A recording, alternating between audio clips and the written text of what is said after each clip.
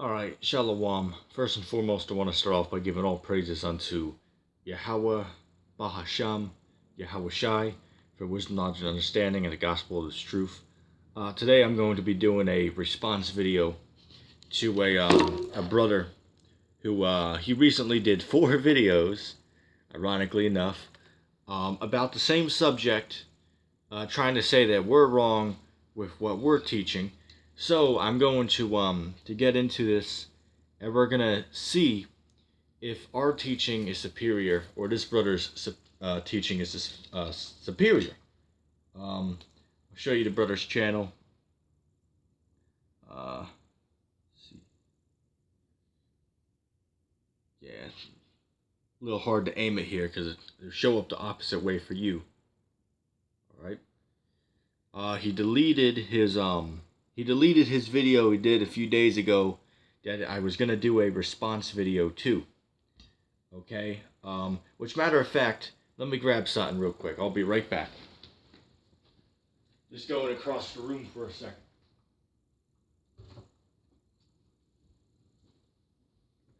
When I made that statement, it reminded me of what I was gonna bring out a few days ago. I have this book here, but I'm gonna mention this in a few minutes. There's a reason why I had to get that.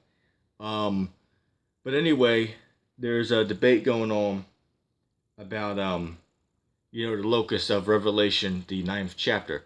Now, we've already broken this chapter down many times before in the past couple of years.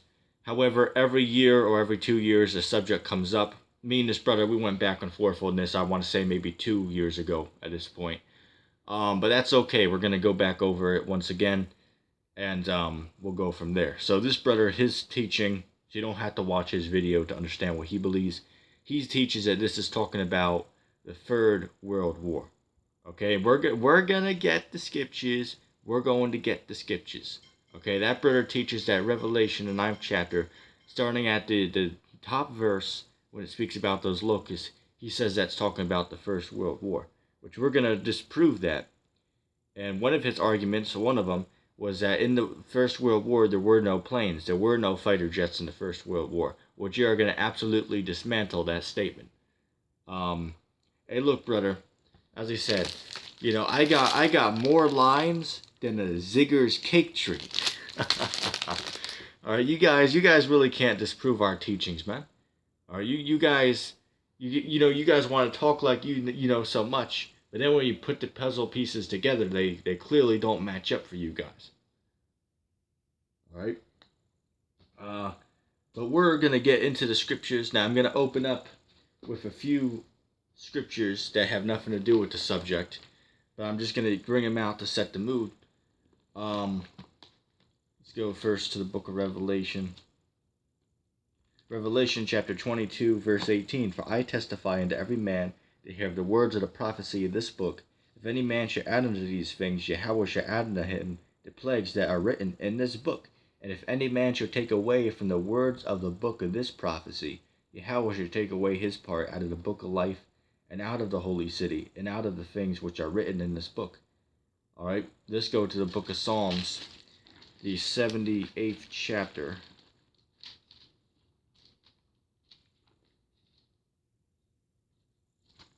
Psalm 78 and verse 2. I will open my mouth in a parable. I will utter dark sayings of old. Let's read that again. Psalms chapter 78 and verse 2. I will open my mouth in a parable. I will utter dark sayings of old. Okay, and there's a reason why I'm reading that. And the last verse I'm going to get before we get into today's subject is going to be the book of Isaiah, chapter 28 and verse 10. It says, for precept must be upon precept, precept upon precept, line upon line, here little and there little. Actually, let me read that again. I think I skipped one.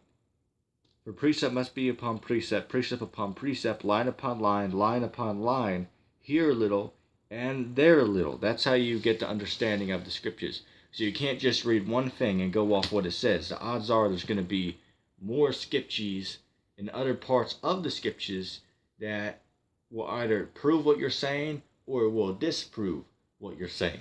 Okay, so this brother, I told him, I went on his stream. He said, "Oh, he's not gonna do a response to this video. Yasha." Which, ironically enough, when he said that, I was actually watching the stream when he said that. So I had to be sarcastic with him. Hey, he stood corrected. But anyway, um, oh damn, what was I gonna say?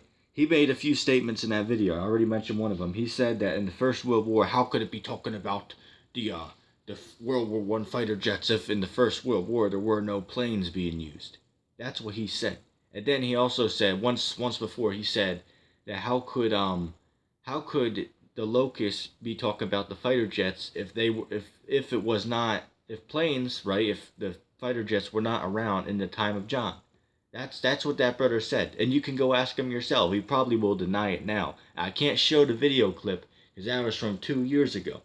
Okay, but that brother said that. The reason why it couldn't be talking about planes is because it wasn't around back in John's time. That's what he said. But wait a second though. Even when you go to the first page of Revelation, let's even get that real quick.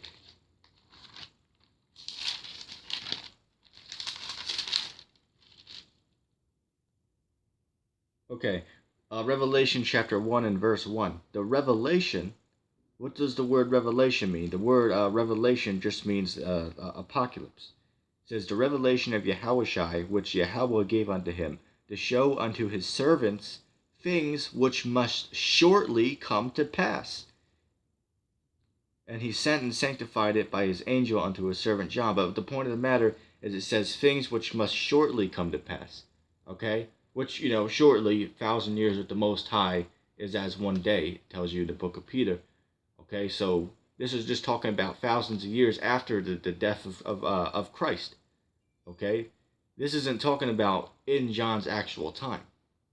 Okay, this is talking about events that were going to lead up to the second coming of Christ. That's what the book of Revelation is.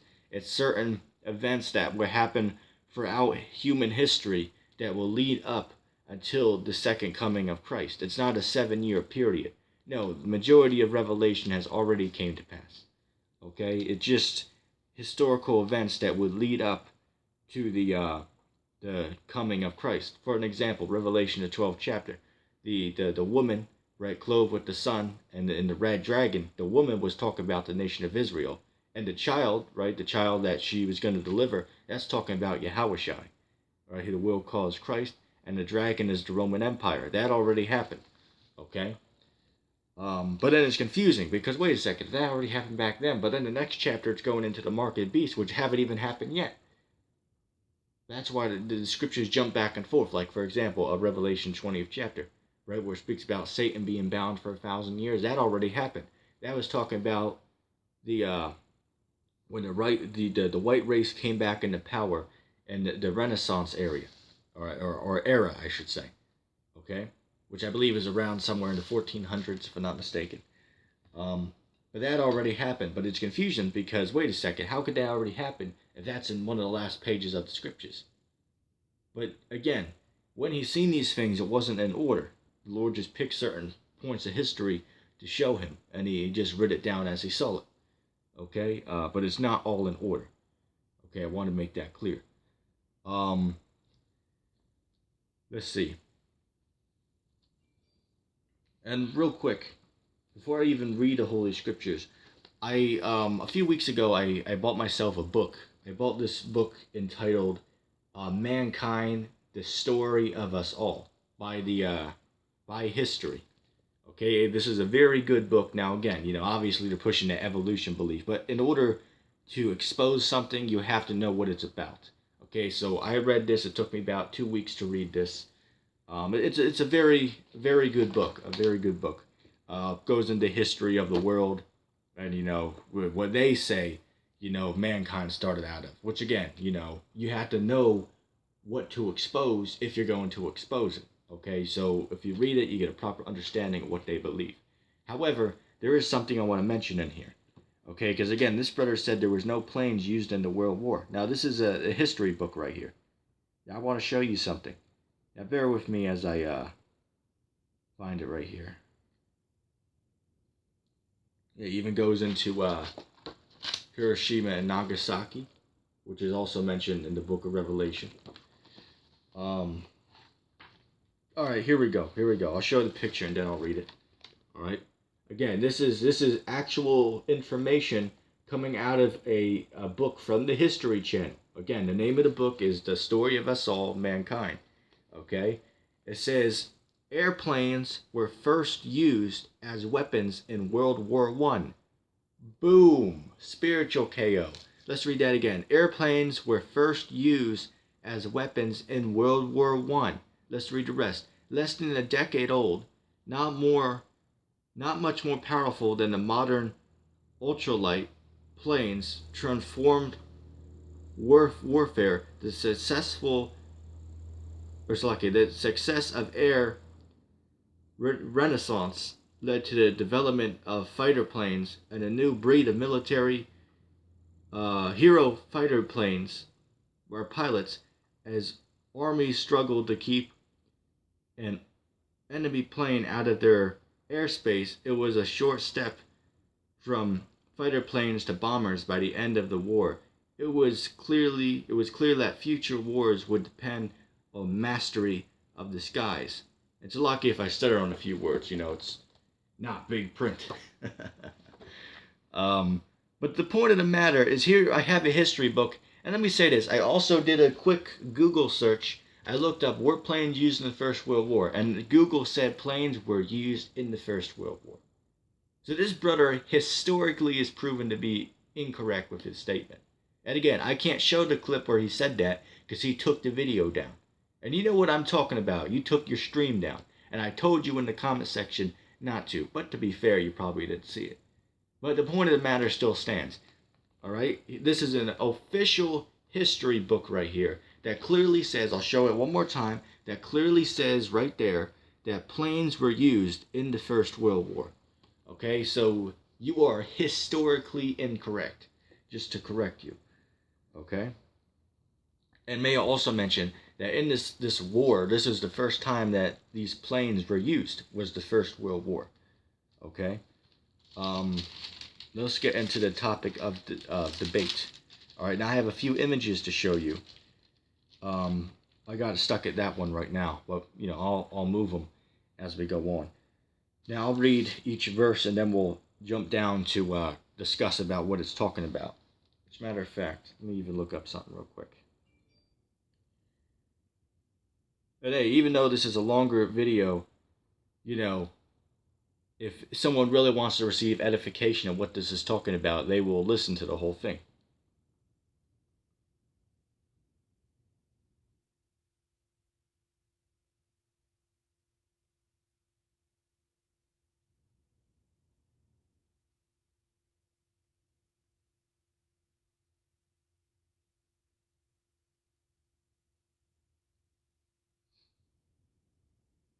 Okay, I'll leave that right there.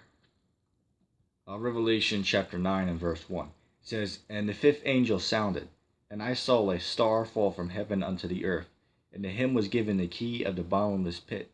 And he opened the bottomless pit, and there arose a smoke out of the pit, as the smoke of a great furnace, and the sun and the air were darkened by reason of the smoke of the pit.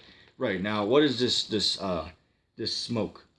Now, usually I would agree that in the scriptures when you see about, like for example, speaks about in the day of the Lord, the heavens shall vanish like smoke.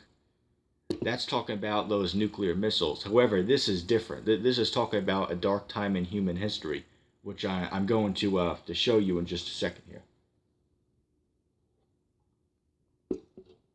This particular smoke is representing a dark time in human history, because this is the first World War. This is the First World War. All right, there's never been a war on this scale where pretty much the whole world is going to be involved in this. Okay, all wars before this were, this kingdom versus this kingdom, but this one was all these nations against each other. Okay? That's what it's talking about there.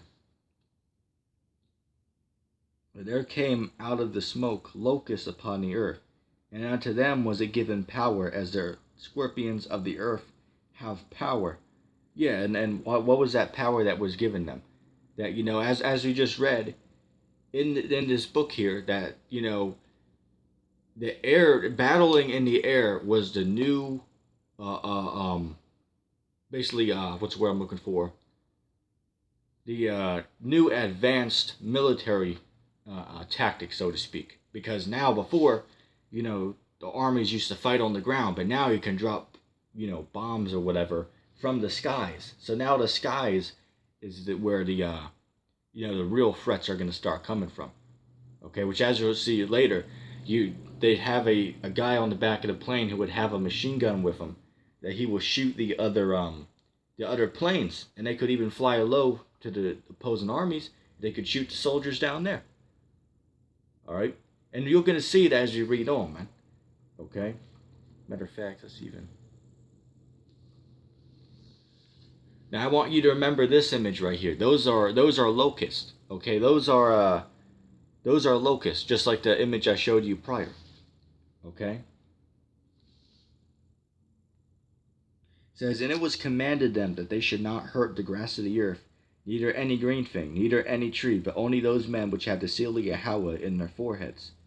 Right, now, if you do your research, the African Americans who were used in this war, there was a very little percentage of those men who actually died. Which, if we know the scriptures, you're going to have some men who look like Israelites who are actually Edomites. So all those men who were supposedly black when they died in this war, they were probably Esau.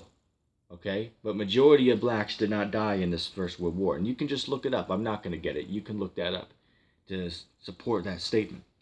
Okay? And I want to also get something, because a while ago, this is what he brought up before.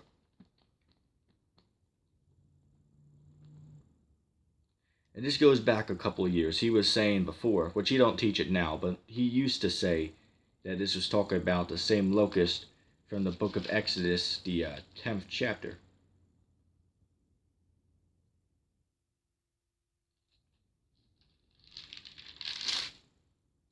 Bear with me a second.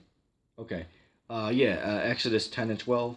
And the Lord said unto Moses, stretch out thy hand over the land of Egypt, for the locusts, that they may come up upon the land of Egypt, and eat every herb of the land, and all that the hill have left.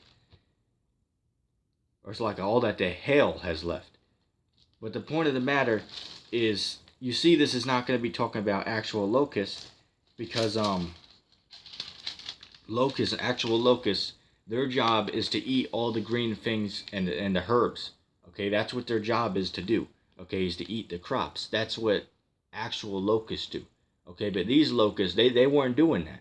These ones, which as you're going to see, these locusts are talking about World War I fighter jets.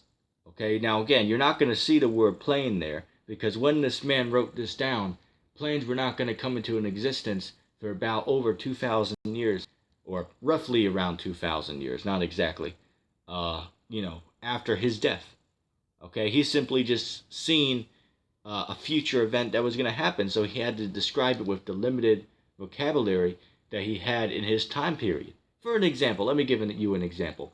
Let's say somebody has a dream of the year 3000. They see let's say, a whole new city that doesn't exist today, and they see it for 10 seconds. They see, such greatness. They don't know the name of the city. But then somebody asks them, well, what did you see? What was the name of the city? You might describe, oh yeah, flying cars. I don't know what the city was.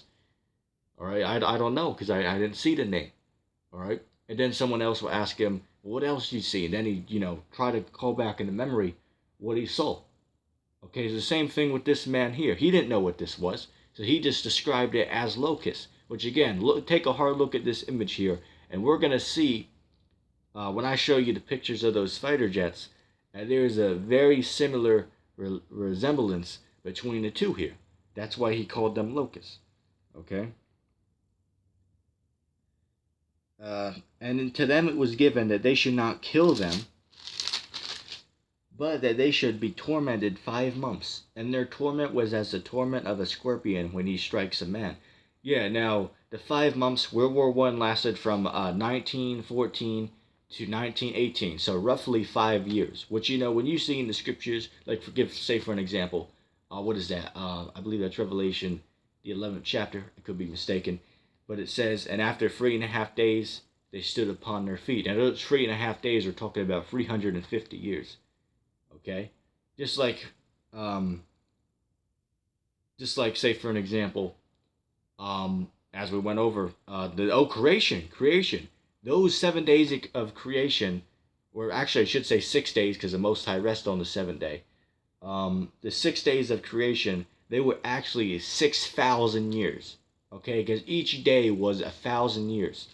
Okay, and it tells you that in Peter, for 1,000 years are as one day with the Most High. So you see, like even Revelation 18th chapter, for 1 hour her judgment shall come. Now that 1 hour could really mean 42 years. Okay, look at how the Roman Empire fell. It took a number of years to get that empire falling down. Okay, it doesn't usually, stuff like that doesn't just happen overnight. Okay, a lot of strategy is put into taking down a kingdom. Okay. Um. Well, anyway, let's see. Yep, and the torment was as the torment of a scorpion when he strikes a man. Um. Now that's talking about those machine guns on the back of the plane. Okay, and I believe it mentions it as well a little bit later on here. Um. It says, and then in those days shall men seek death, and they shall not find it, and shall desire to die, and death shall flee from them. Yeah, in those days, the days of the First World War, they did not have medicine around. Matter of fact, I don't remember the man's name, but actually in this book it mentions the man who created the all the pills and stuff we have today, and medical treatments. It mentions that man. Um, don't know the exact place in the book, but it happened after the First World War. Okay, but during the time of the First World War, if you got shot and they had to take the bullet out of you, they'd give you some wine and maybe a cloth to bite down on. But they couldn't give you no what do they call it? Um, they couldn't give you any type of drug to help calm the pain down. Okay, because they didn't have that stuff around in this time. Okay, you got many men coming back with what is it, PTSD, I believe it is, post traumatic stress disorder. Okay, I hope I'm saying that correctly. And some will come back with shell shock. You can look that up. Just among a few things, man. A matter of fact, a lot of military veterans, they ended up committing suicide. And why is that? Because they remember, they actually killed somebody or multiple people. A lot of people can't live with that. Okay, so hey, in those days, men shall seek death, and indeed, those people they sought to die.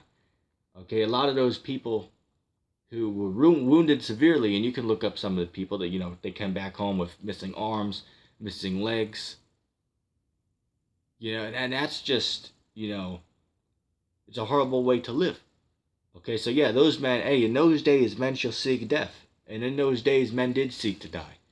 Okay. Um, and the shapes, listen here. And the shapes of the locusts were like unto horses prepared unto battle. And on their heads were as it were crowns like gold, and their faces were as the faces of a man. Yeah, now here's where it starts getting confusing. Now, again, if these were actual bugs, actual locusts coming out of the earth, right, out of this smoke and this pit, then why does it say they look like a different creature if these are talking about actual locusts as you see on the screen here? It's not talking about that. These right here are the fighter jets of the First World War. Okay, these is what this is talking about. Okay, now I don't have a picture of it. However, you can do your research.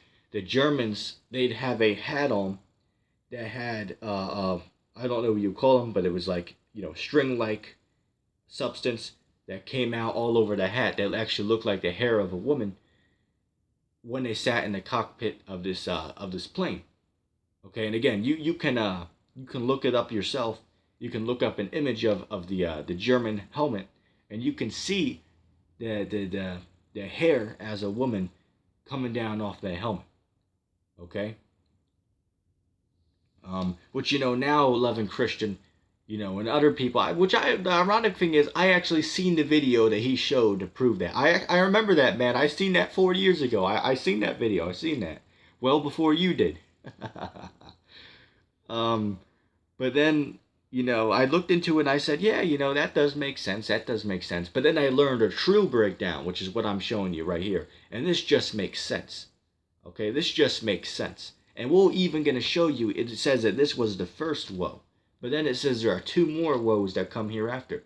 Now, was simple and said, well, when you see the word woe in the scriptures, it means destruction. I agree. However, this one is different, though. Okay, this particular woe is different. Okay, these 3 woes represent the first and the second and the third world war. Okay, these, I would say, are the only place in the scriptures where the word woe doesn't actually mean destruction. For an example, John 3:16, for God so loved the whole world that he gave his only begotten Son, that whosoever believeth in him, they should not perish but have everlasting life. But wait a second, the word world only refers to the nation of Israel. And that goes back to Isaiah, the 47th chapter and the 17th verse. And even he knows this. So how could you be simple enough and foolish enough to pretend that, well, how could that word be talking about that if everywhere else it means this and that? Well, wait a second. Then wouldn't you then argue that the word world means everybody? Because, you can look it up on Google. Come on, man. All right? That's called being soft. Sucker that soft sense ridiculous. Which, again, I respect this brother, though. I think, hey, he came to the realization that America's Babylon. So, hey, he's on the right step, man. He's on the right track, so to speak. As I said, man, I made the joke before, and I'm going to say it again. You guys really can't argue with us, man, because you see, we got more lines than a Zigger's cake tree. Okay? Hey, look, if we were to compare our skill level, I am Coke and you're Pepsi. I am Mac, you're Android. But let's just keep it real. These scripture understanding skills are not evenly distributed. Inside joke. I want to show you another image. Look at this right here. This is an actual picture of the World War I fighter jets. This is an actual, real picture of these fighter jets. Are you really going to tell me that if you live thousands of years ago in the time of Christ and you seen this, and you remember, this wasn't something you would see every day. Like, today we always see planes flying over helicopters as well. But back then they didn't see these things. So if you've seen this, what would you describe that as? If you didn't have the terms, like, airplane, spacecraft as well, they didn't have that back then. They seen UFOs, but, majority of people didn't know what they were. Some did, though. Like, the Israelites knew they were UFOs, but the other nations probably didn't know. I should say the chariots of God, Israel, knew it. They were, the UFOs. But anyway, these right here, these are the locusts of the First World War. Okay, the locusts of Revelation 9 are the World War I fighter jets. Okay, and we're going to break it down even more to prove without a shadow of a doubt that this is what it's talking about. Okay, so remember, look at that. Look at these. Look at the resemblance. Okay, now someone might say, well, it's not totally the same. But again, how would a man back then describe those planes that you saw without being able to use the word plane? Obviously, this is a very close resemblance to give. Okay? We'll leave it there. Yeah, we'll leave it there. And the shapes of the locusts were like unto horses prepared unto battle. And on their heads were as it were crowns like gold. And their faces as the faces of men. Now, how were their faces like the faces of a man? Because as you see right there, which, you can't see where I'm pointing, but if you look in the cockpit, you'll see men in the cockpit of these planes. Now, usually you would have 2 men in there. One to drive the plane, and another man would be there with a tail gunner, they call it. And he'd shoot the other opposing planes, the fighter jets, to kill the men on board. Okay? And that's why it says, and they down there, it says they had stings in their tails, which we'll get that in a minute. But it says that their torment was as the torment of a scorpion. That's talking about that machine gun that they had on the plane. Anyway, and they had hair as the hair of a woman, and their teeth were as the teeth of a lion. Um, Now the teeth of a lion are talking about the those machine guns again. Okay, now somebody's gonna be simple, and he brought this up. Well, they paint teeth on the front of modern planes. So you see, as I said, he admits that they're talking about planes. He now admits that, but now he's saying it's talking about World War III, which we'll address that in a little bit. So even though he agrees it's talking about planes, that's good. He's coming closer and closer to the truth. That's good. I respect that. However, the teeth are talking about the machine guns, and the bullets are coming out of the teeth, okay, or the guns. Those are the teeth. Let's see. Yeah, the hair of a woman. We already addressed that, and they had breastplates as if it were breastplates of iron. What are those breastplates? The breastplates are talking about the craft itself because it was made of iron. Okay, and another thing as well. I don't know if we got to the part where it speaks about their wings. Actually, you know what? That's literally in the same verse. Let's read it. And they had breastplates as if it were breastplates of iron, and the sound of their wings was as the sound of many chariots. Or lucky, the sound of many chariots of many horses running to battle. Yeah. Now these planes, they would sound like. I mean, you could go deaf if you were standing next to these planes without ear protection on. Okay, because remember, and he made this statement as well. Well, a plane isn't loud. Well, back then, brother, these planes were very, very loud, man. Okay, a plane of today, which I actually am gonna go be on a plane next week, and I was a few weeks ago. When you're on a plane, you barely can hear it. However, back then, that wasn't the thing. Okay, they build them differently now from what they were built 100 and some years ago. Okay, which this prophecy took place just a little over 100 years ago now. Okay, um, but and again, brother, that should be embarrassing, man. All right, that should be embarrassing that you bring up such a foolish statement because just a quick Google search will clearly disprove your statement. Okay, now I wanted to bring out something earlier. I forgot to bring it out, but I'll get it now. Um, which actually, look, hey, that brother's actually live right now. All right, that brother's live right now as I'm recording. I looked up the death toll of the First World War.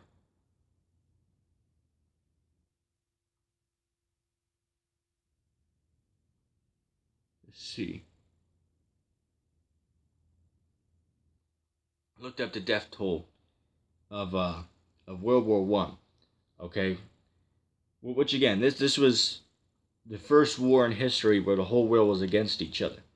Okay, there's nothing like this ever happened before. I looked up what was the death toll of the First World War. Now, some vary between each other. You know, some say 50 million, some say 35 million. I have right here it says 40 million. It says the total number of military and civilian casualties in World War One is estimated. It says estimated, so see, it's not actually 100% valid, but it's just an estimate. Which again, we should go off the estimate because they're probably right on in the circumstance. To be about roughly 40 million people. Estimates range from 20.5 to 22 million deaths and about 20 to 22 million wounded military personnel, ranking in among the deadliest conflicts in human history. Whoa, whoa, whoa. Which, hey, that was spiritual. I just said that, man. That just came out. All right. Uh, let's read that again. It says, ranking it among the deadliest conflicts in human history. Spiritual knockout. This is Google here telling you this World War was among one of the most deadliest conflicts in human history. It literally says that right there. And I'll show you. I'm not just saying that. It's right here. Look at that. There you go. All right. Anyway, the sound was like many chariots and many horses running to battle. Again, we addressed that. The sound of the planes is a lot louder than it was today. And they had tails like on the scorpions, and there were stings in their tails, and their power was to hurt men 5 months. Yeah, the stings in their tails. The tails are talking about the machine guns, and the stings are the bullets in the machine guns. The power to hurt men 5 months. World War I was roughly around 5 years, which again, it says 5 months, but it's really referring to 5 years. Because it's parabolically speaking, as I showed earlier. Uh, just like again, the 6 days of creation was actually 6,000 years, as I've proven in the scriptures. Okay. Um, and let's even address this. It says, and they had a king over them, which is the angel of the bottomless pit, whose name in the Hebrew tongue is Abaddon, but in the Greek tongue his name is Apollyon. Let's deal with that real quick. Who is this god of the king, I should say, of the bottomless pit? This is talking about a man by the name of Kaiser Wilhelm. Okay? Which you can look it up as well. Sakari did a beautiful video on it. There's actually a church, I believe it's in, I could be mistaken, I believe it's in Europe, I could be wrong. Yeah, I'm pretty sure it's in Europe, about Kaiser Wilhelm. It's basically just dedicated to him. He's like, as it says, the angel of the bottomless pit, the king of the bottomless pit. Okay, what's the bottomless pit is talking about Europe because of the lack of resources over in that land. Okay, Europe is the bottomless pit. Anyway, it says William II, or William II, was the last German emperor and king of Prussia. He reigned from 15 June 1888 until his eviction on 9 November 1918, shortly before Germany